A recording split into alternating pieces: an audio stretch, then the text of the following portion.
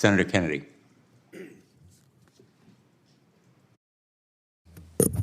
Thank you, Mr. Chairman. It's clear to me from listening today that we still have a lot of work left to do. I want to start with trying to look at this issue from 30,000 feet. For many years now, college athletics has generated enormous revenues. I'm not saying that's a bad thing. That's a good thing. The Supreme Court comes along in the Alston case, is that right? In 2021, and changes where that money's going. Before, that money was going to TV stations and universities and coaches and others, I guess, construction companies that were building the new stadiums. And then after the Supreme Court decides the Alston case in 2021, the kids start getting paid. And all hell breaks loose. I mean, is that what is going on here? The fact that the money is being redistributed, and that's going to cause the world to spin off its axis because the kids are getting a share of the dough? Governor? What I would say, Senator, in response to the Alston decision is there is flexibility for schools that can afford to make Alston payments to do so, and they can make Alston payments in particular sports as long as they manage to satisfy the Title IX requirements. And they can choose what level they want to support, and they can also choose to play or not. But you're getting down into the weeds, and I'm not saying that's a bad thing. We're going to have to get in the weeds. But that's what before the Alston case, everything was just fine. And then the Alston case is handed down, and the kids start getting some of the money, not the adults. The adults have got a share.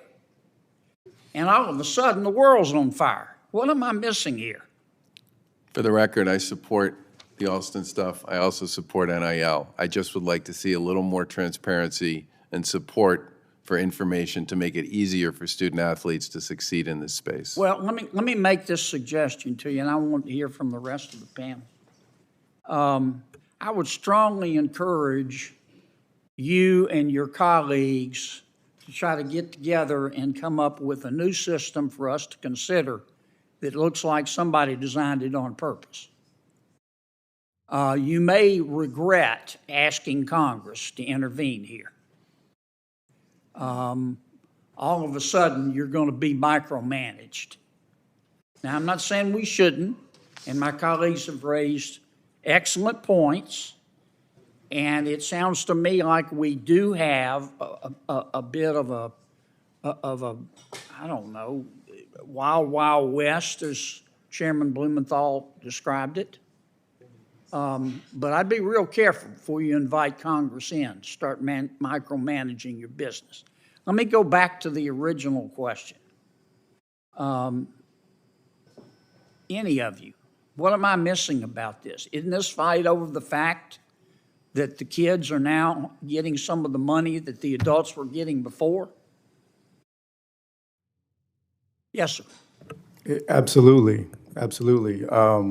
The injustice that has been inflicted on college athletes seemed to be fine for the industry until we won some court rulings and state legislatures started passing laws.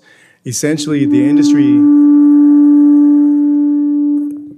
industry had a monopoly on college athletes' NIL value. They owned every penny.